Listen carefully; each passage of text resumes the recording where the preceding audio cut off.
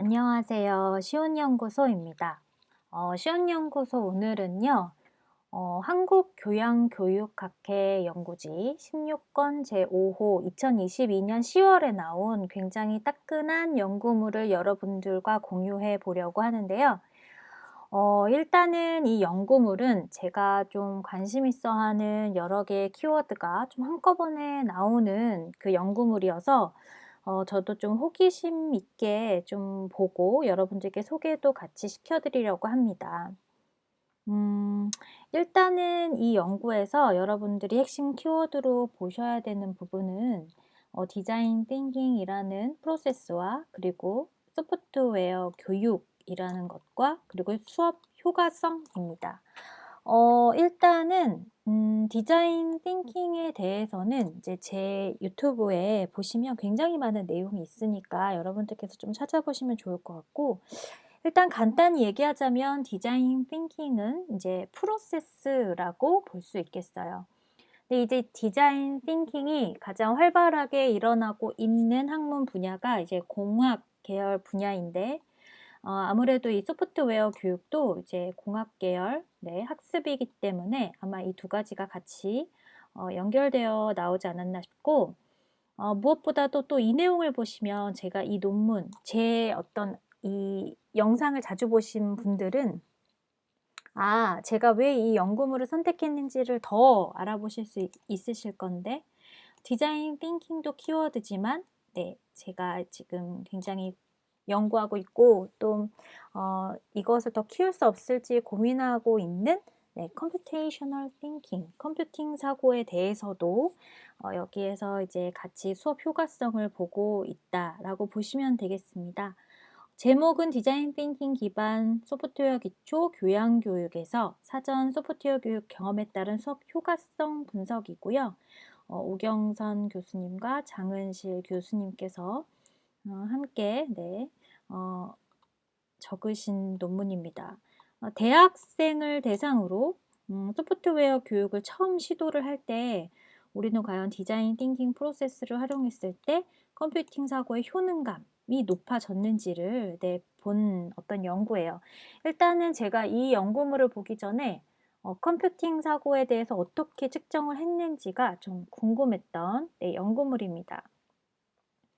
여기에서 보면 코딩에 대한 컴퓨터 소프트웨어 교육에 대한 어떤 운영의 필수적인 어떤 필요성을 가지고 있는데 굉장한 시간을 들여서 코딩 교육에 공을 들이고 있다라는 이야기가 나오고요. 우리나라에서도 2021년 11월 24일에 발표한 개정 교육과정 총론 시안을 보면 교육과정의 기초 소양에 디지털 소양을 포함해서 34시간 이상의 실수 확보, 68시간 이상의 정보교육 권장, 정보교과의 신설과 관련된 내용을 담고 있다라고 이야기하고 있고요. 사실 이 부분은 이제 고등교육 부분은 아니죠. 그리고 이러한 어떤 소프트웨어 역량 격차의 어떤 차이가 좀 시급한 상황이다라는 문제를 던져주고 있습니다. 그래서 우리가 이런 문제를 극복하기 위해서 교수 설계가 필요하다라는 이야기를 하고 있습니다. 특히 소프트웨어 교육에서 학습자의 어려움을 극복하는 요인으로는 자기 효능감과 동기가 중요하다라고 김수환 교수님께서 이야기를 하셨나 봐요. 일단은 저도 이 부분에 대해서는 좀 공감하는 부분이 있는데요. 그 소프트웨어 교육을 시작을 할 때 학습자들에게 그 재미와 그 다음에 동기를 이끌어내기 위한 이제 초반 어떤 스캐폴딩이나 게이미피케이션적인 요소가 분명히 필요한데 그런 의미에서의 이 교수 설계는 되게 중요한 역할을 한다라고 볼 수 있겠습니다.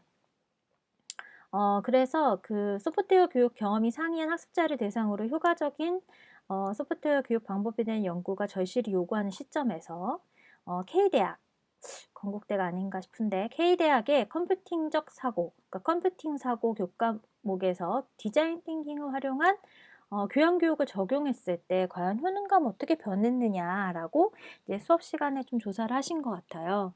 그 연구 문제는 두 개인데 컴퓨팅 기반의 이 소프트웨어 교육, 디자인 띵킹을 접목했을 때 효능감이나 교육 지속성에 영향을 미쳤는지에 대해서 평가를 했는데 전 여기까지 봤을 때 사전사후 검사를 하지 않았나라는 좀 생각이 들었습니다.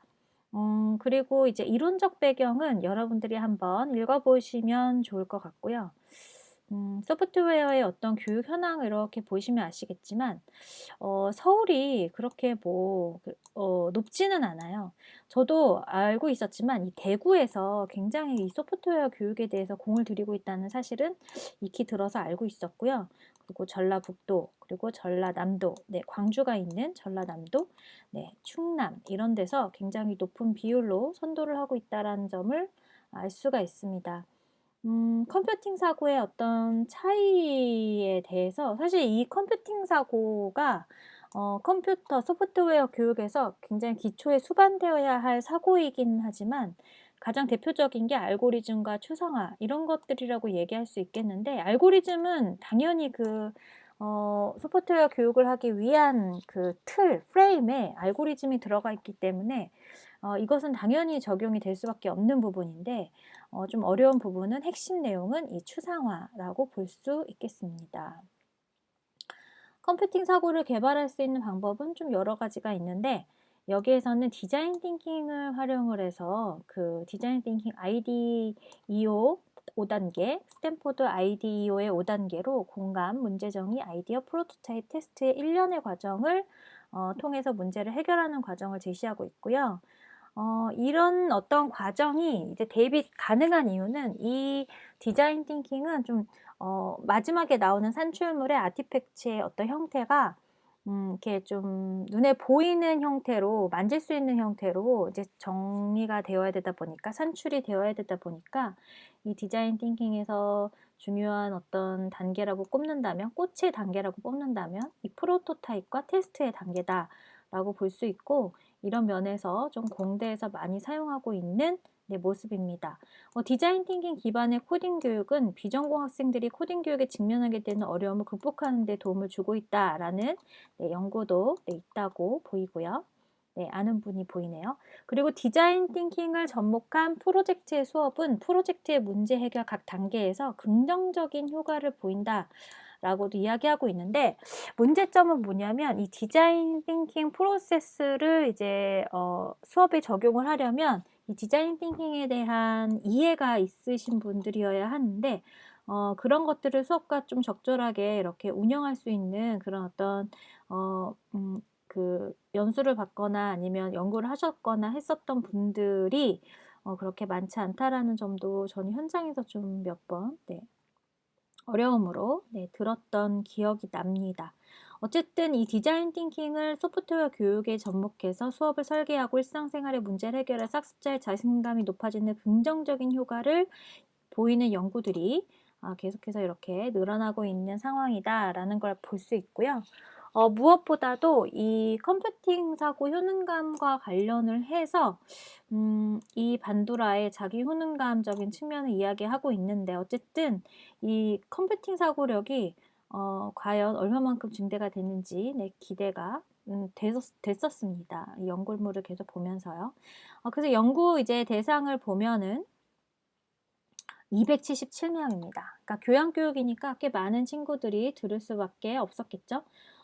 그래서 굉장히 큰 연구로 진행을 할 수 있었을 거고요.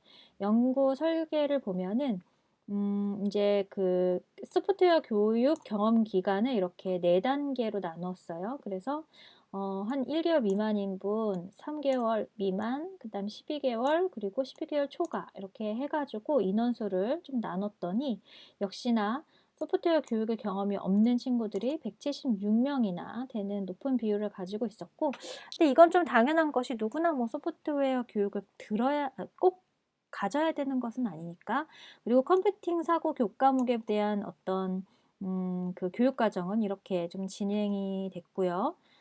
인간의 사고 중심 소프트웨어 교육 네, 이게 되게 어려운 말일 텐데 별거는 아니고 이 디자인 띵킹의 그 단계들이 사실 이거 인간 중심의 어떤 편의성을 위해서 우리가 무언가를 좀 새롭게 창출할 때 사용하는 그런 프로세스거든요. 그래서 그런 것들을 이렇게 표현하지 않았나 싶고, 그리고 또 문제 해결 단계에 보면 이런 어떤 알고리즘 설계나 이런 것들이 이제 컴퓨팅 사고, 이 지금 여기 보면은 네, 알고리즘 설계가 나오죠. 자동화, 뭐 시뮬레이션과 평가, 뭐 데이터 수집, 분석과 표현, 문제 분해, 뭐 추상화 이런 것들이 이제 포함이 된다라고 네, 한눈에 네, 보실 수 있습니다. 그래서 결국은 굉장히 많은 시간 동안 그 학습 도구도 여러 가지 파이브 와이즈 같은 것들은 여러분들이 굉장히 흔하게 알고 있으신 부분일 거고요. 오븐앱도 제가 설명드린 적이 없었나요? 이후에 한번 보여드리겠습니다. 그래서 오븐 같은 경우에도 그렇고 무엇보다도 파이썬을 활용을 해서 네, 자동화를 했네요.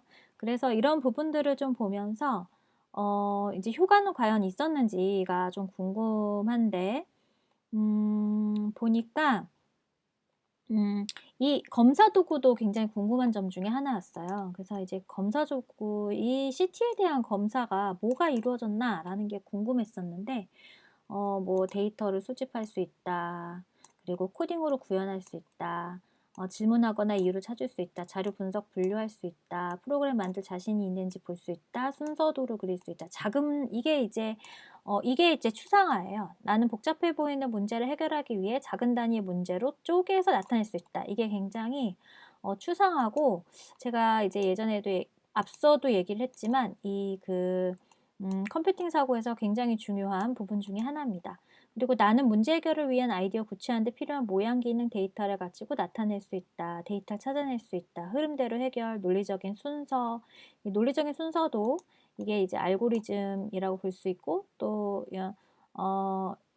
프로그래밍으로 구현하는 게 이제 자동화라고 볼 수 있고요. 파이썬을 이용한 것으로 나오고, 프로그램 만들 수 있고 진행할 수 있는지 를 이제 이해해보고 있고요. 이런 거 이제 지속성에 대해서 이제 확인하기 위해서는 이런 문항들을 해서 신뢰도와 타당도를 봤고요. 네, 크롬바흐 알파로 네, 측정을 했고요.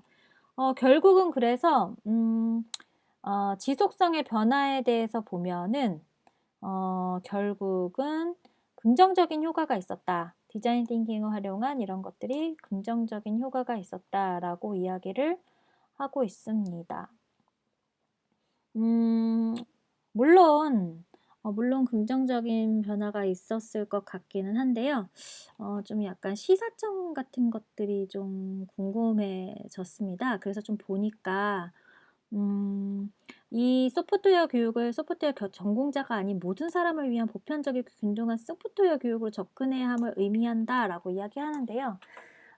제가 봤을 때는 이러한 어떤 접근을 위해서 어렸을 때부터 언플러그드 과정을 통한 그 컴퓨터 사이언스에 대한 기반 지식을 컴퓨팅 사고와 연결을 해서 학습자들에게 제공하는 것이 매우 중요하다라고 저는 생각을 하고 있고요. 그래서 이 연구물의 결과는 긍정적인 영향을 주는 것을 확인을 했고, 또 학습자 맥락 중심이었기 때문에 학습 동기가 유지돼서 자연스럽게 컴퓨팅 사고를 체득할 기회를 제공하고 효능감에도 영향을 주었다라고 설명을 하면서 이제 시사점 무엇일까 보면 학습자의 수준이 다른 경우 학습의 몰입도를 높일 수 있도록 학습자 맞춤형 교수 설계를 해서 수업에 적용하는 것이 효과적이기 때문에 다양한 소프트웨어 교양 수업에서 긍정적인 변화를 확산시킬 필요가 있다. 그러니까 꼭 디자인 띵킹의 프로세스가 아니더라도 좀 다양하게. 그래서 사실 저는 이 소프트웨어 교육을 교육과정을 짠다면 사실 디자인 띵킹보다는 제 개인적인 어떤 의견입니다. 디자인 띵킹보다는 개인 기반 학습으로 접근하는 것이 훨씬 더 좋다라고 저는 생각을 하고 스캐폴딩 측면에서 게이미피케이션적인 측면을 좀 추가해야 되지 않나라는 생각을 이제 현장에서 좀 많이 느꼈는데 이제 개인적인 생각이고요. 둘째 시사점을 보면 학습자 맥락 중심의 디자인 띵킹을 접목한 소프트웨어 교육을 진행하여도 사전 소프트웨어 교육 경험에 따른 집단 간의 컴퓨팅 사고 효능감의 차이를 극복하기는 어렵다. 이는 수업만으로 극복이 어렵다는 걸 의미한다. 따라서 수업 전에 학습 내용에 대한 선행 지식을 제공하고 이를 보충할 수 있는 다양한 활동이 마련된다면 이거는 제가 이제 현장에서 계속 있다 보니까 내용을 보다가도 이렇게 좀 공감되는 부분이 있는데 이게 무슨 얘기냐면 이 코딩 그 프로그래밍이라는 게 한 번 배운 다음에 그다음에 갔을 때 바로 이게 떠오르지가 않거든요. 우리가 뭐 독일어 같은 거를 배워도 맨 처음 배울 때는 이해가 되지만 그다음 주에 가면 까먹잖아요. 마찬가지거든요. 그래서 계속해서 좀 복습하고 이렇게 외우는 시간이 어느 정도는 있어야 되거든요. 이제 그런 것들을 이야기하고 있고요.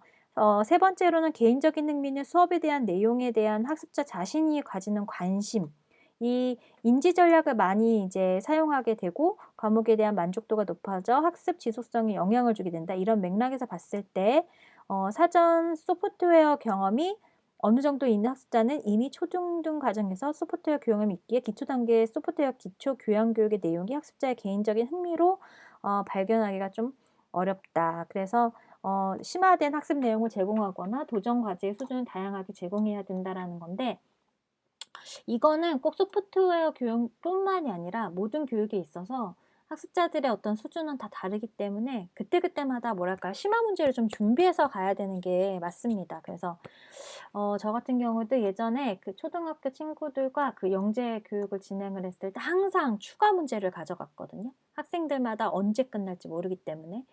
그래서 그런 것들을 또 여기에서 또 밝히고 있습니다. 오늘은 여기까지 이 연구물을 함께 봤고요.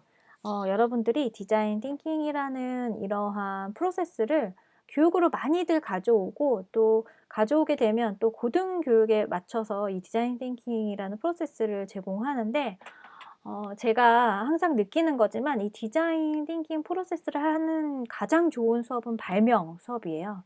그래서 이 발명이라는 것이 사람의 어떤 불편함을 새로운 어떤 산출물을 통해서 좀 해결하는 어떤 그런 방법들을 고안하는 수업이라고 봤을 때 이 디자인 띵킹은 아무래도 공학적인 그런 엔지니어링적인 어떤 환경이 갖춰져 있는 곳에서 진행했을 때 보다 효과적이다라는 생각을 감출 수가 없습니다. 오늘은 여기까지입니다. 여러분들께 도움이 되는 연구물이었으면 좋겠고요. 또 다음 시간에도 좋은 연구물로 여러분들 만나 뵙도록 하겠습니다. 여러분들 건강 조심하시고요. 또 한 주 즐겁게 보내시길 바랍니다. 그럼 여러분 안녕.